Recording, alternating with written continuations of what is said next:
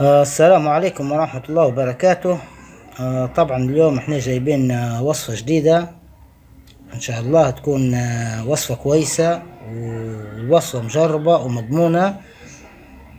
وعن طريق الصدفة طبعا اني تلاقيت مع صديق عندي به علم انه يعالج لمرضى السعال وعنده الكحة وعنده صدرة متعبة هلبة. لقيت حالته كويسة واموره تمام. سألته قلت له شن درت، وين عينت؟ طلعت عينت في الخارج ولا رحت بدكتور كويس ان الحمد لله فكت من المشاكل اللي كانت عندك؟ قال لي لا والله، قال لي اتجهت للطب العربي طبعا والطب بالاعشاب. قال لي عن طريق الصدفة، قال لي طاح براجل كبير في السن قاعد يدرس له، قال له زمان عندنا وصفة احنا كويسة وجربها وان شاء الله يكون الشفاء. قال لي على يدي.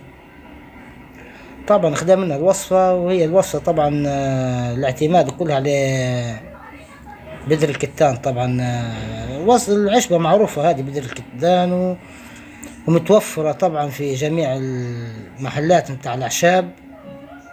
أي محل طبعا متاع الأعشاب تمشي له تقول نبي بذر الكتان يعطيك بذر الكتان، لكن نبي طبعا لازم أنت تطحنه.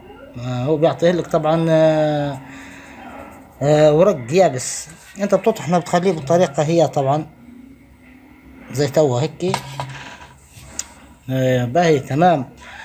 وطبعا تاخد انت بذر الكتان وتاخد معاه حبة البركة، معروفة فوائدها حبة البركة، ومن غير ما نحكي عليها يعني حبة البركة معروفة.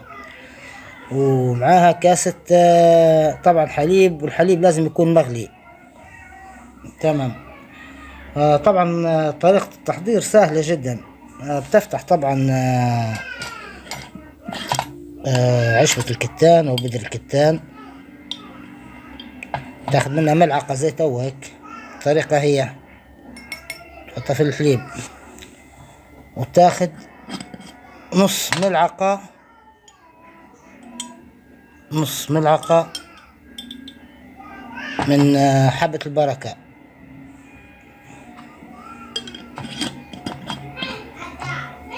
وتقوم بمزج الخليط، تخلطه مظبوط طبعا.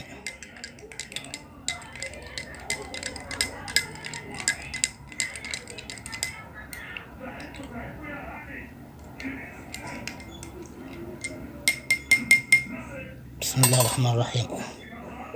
يكون بالكيفية هذه. طبعا بعد ما تخلطه تبدأ تاخد فيه يوميا، كل صباح تاخده على الريق طبعا 3-4 أيام بالكتير. وبتبدأ أنت تشوف في حاجات تخرج منك، ومع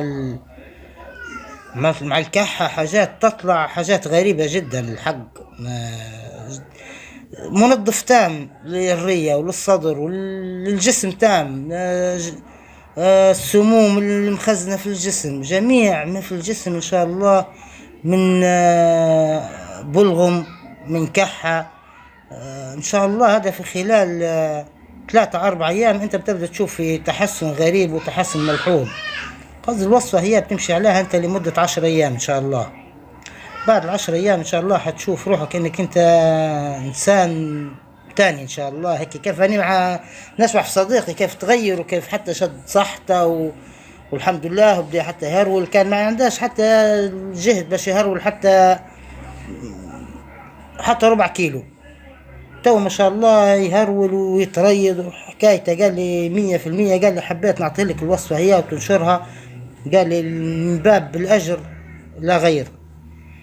وبارك الله فيكم، وادعمونا بلايك وان شاء الله كل وصفة جديدة وتكون مجربة ومضمونة ان شاء الله حتوصلكم. طبعا الوصفة هذه ما لهاش اضرار طبعا لا على الكبار ولا على الصغار، وهذه اي انسان يقدر ياخذها. الوصفة وصفة جنينة وحلوة ما شاء الله.